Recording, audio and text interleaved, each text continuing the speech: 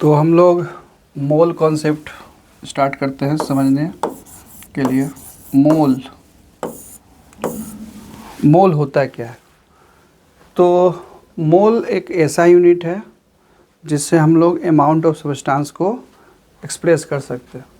तो कोई भी अमाउंट किसी भी सब्सटेंस का कितना है, हाउ टू एक्सप्रेस?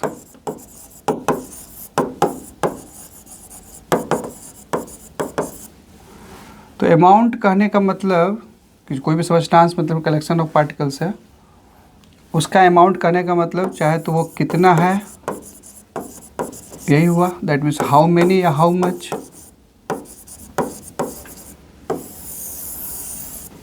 कोई भी चीज़ कितना है अगर ये हम बता रहे हैं, that means we are expressing amount.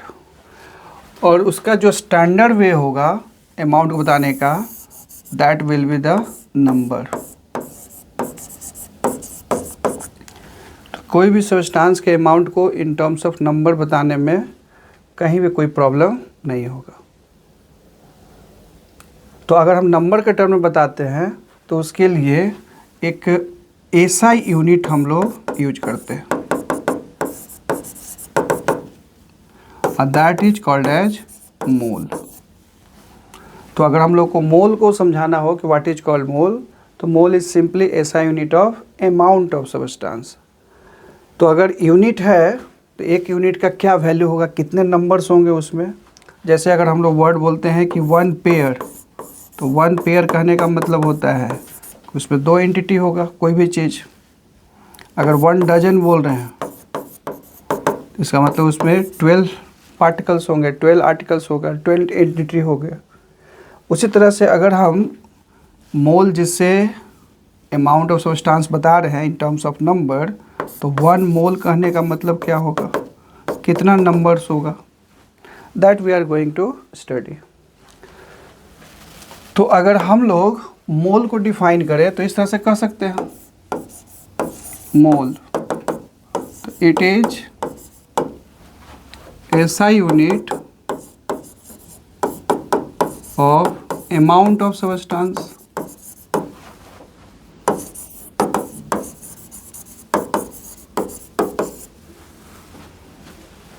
where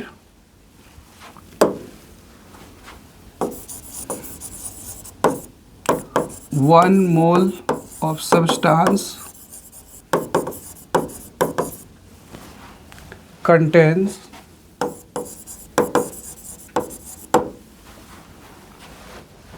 as many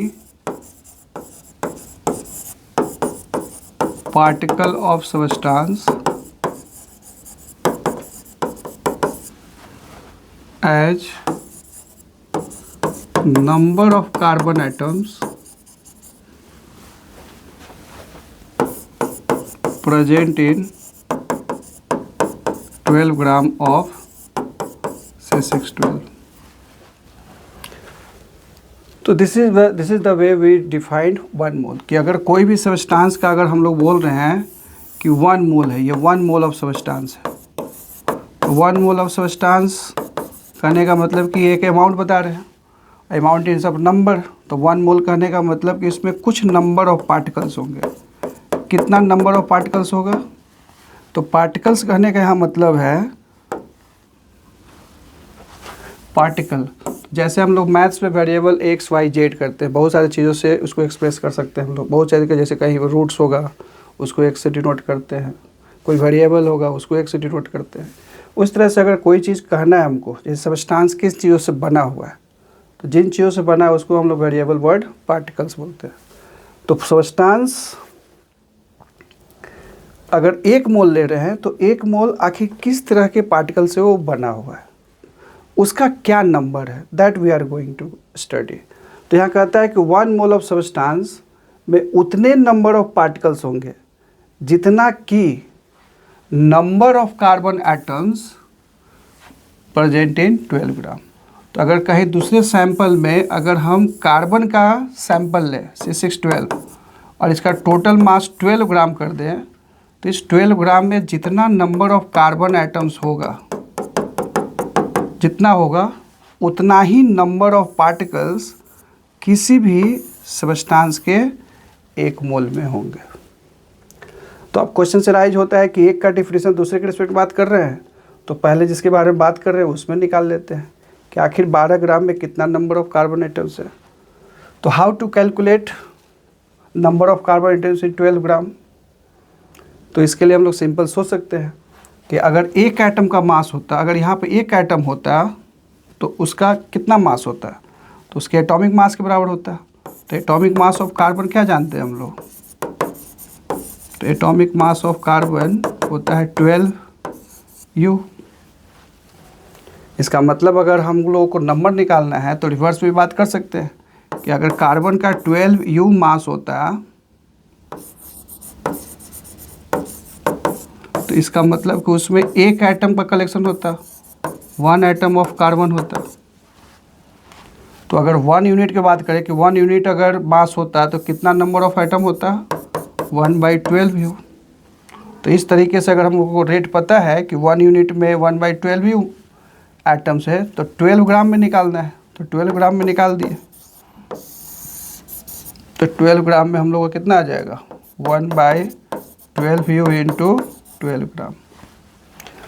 तो 12 ग्राम में number of atoms of carbon इतना होगा।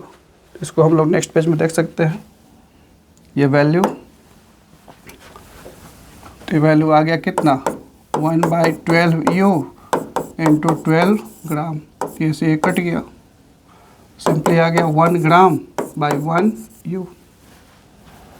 और सिंप्लीफाई करते हैं हम लोग, तो वन सिंप्लीफिकेशन क्या होगा, 1U का वैल्यू होता था 1.66 into 10⁻⁻27 kilogram.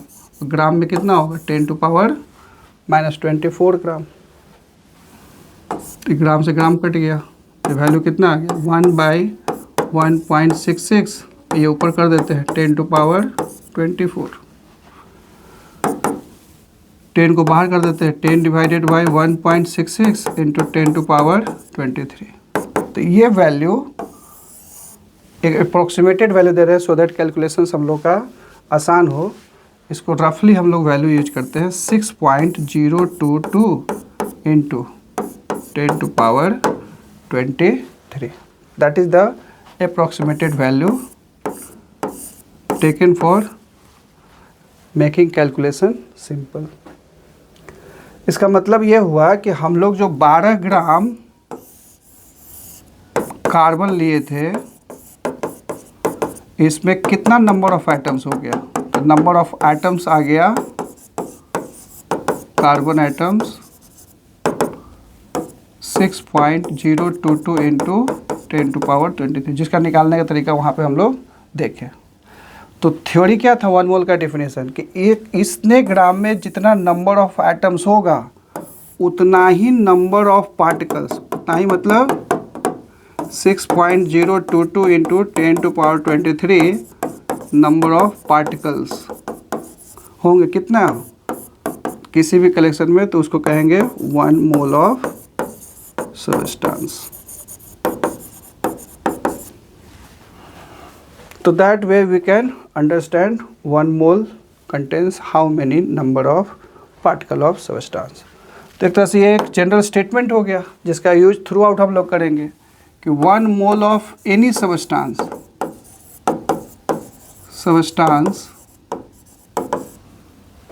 Is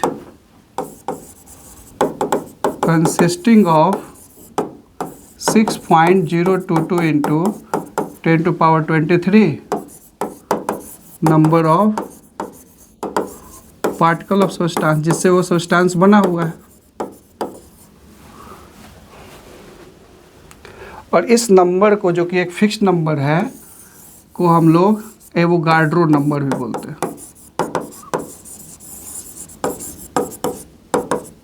Avogadro number represent करते हैं कैपिटल N कैपिटल A से।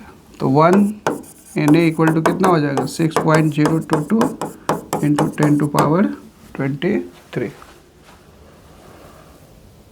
तो कोई भी सब्सटेंस अगर हम लोग लेट से कि 1 मोल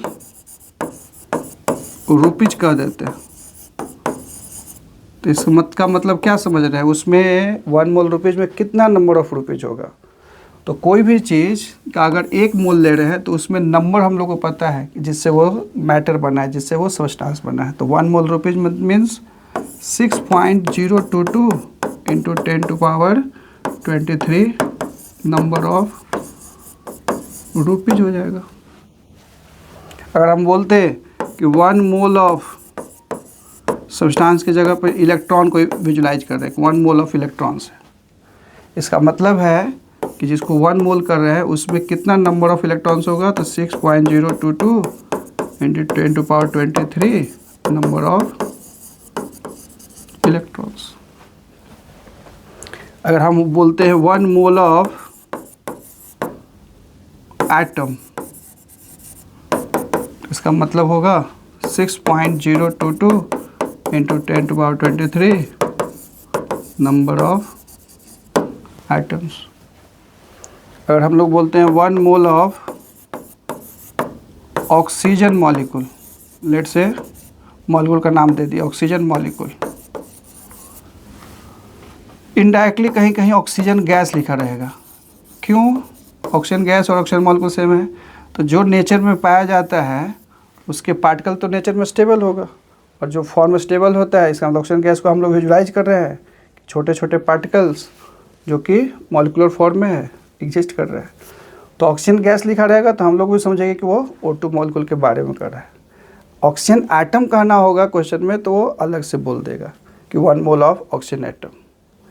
अगर ये दोनों में से कोई रहे, 1 मोल ऑफ ऑक्सीजन मॉलिक्यूल या 1 मोल ऑफ ऑक्सीजन गैस, दोनों का मीनिंग होगा कि it's a collection of O2।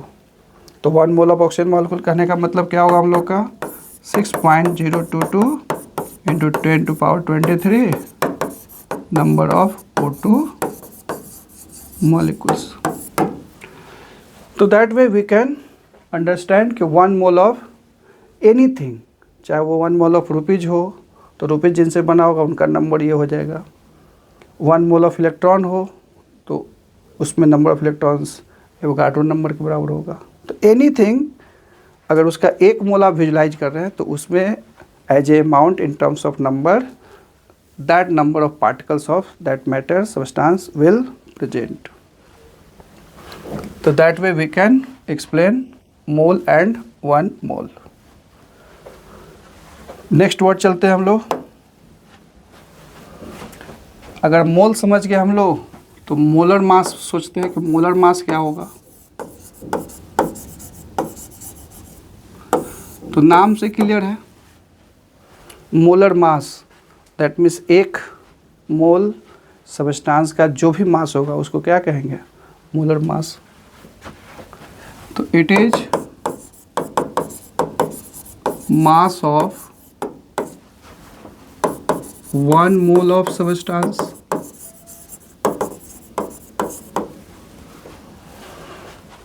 जो भी होगा 1 मोल। तो 1 मोल कहने का मतलब क्या होगा, तो अगर हम लोग कोई 1 मोल ऑफ सबस्टांस जो अभी देखें हम लोग, तो 1 मोल सबस्टांस का मास निकालना चाहते हैं तो हम लोग को पता है ना 1 मोल मतलब क्या है, इसमें large number of particles, Avogadro number of particles, कितने नंबर ऑफ पार्टिकल्स प्रेजेंट होगा उनका कंप्लीट मास निकालना है, टोटल मास निकालना है, total mass of Avogadro number of particle, इसी को हम लोग कहेंगे मोलर मास,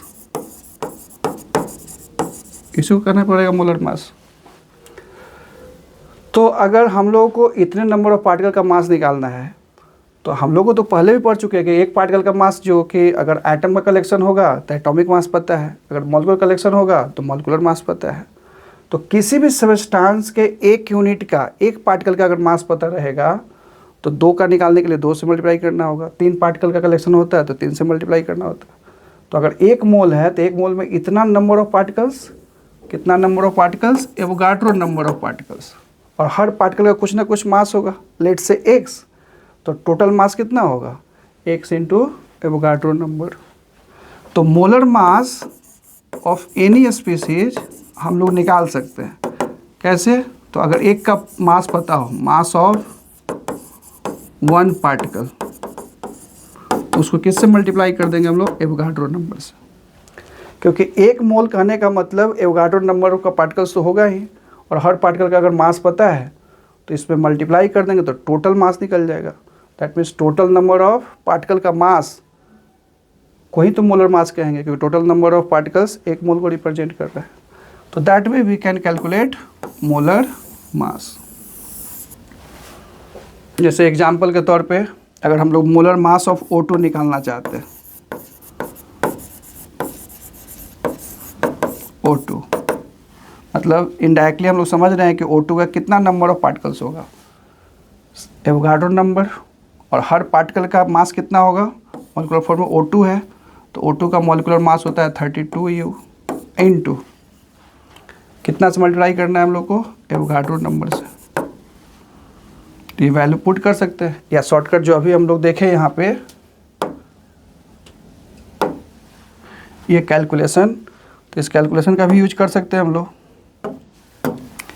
ये हम लोग देखें कि 1 ग्राम बाई 1 U का वैल्यू ये नंबर आया था, और इसी नंबर को तो 1 एवोगाड्रो नंबर कहे थे।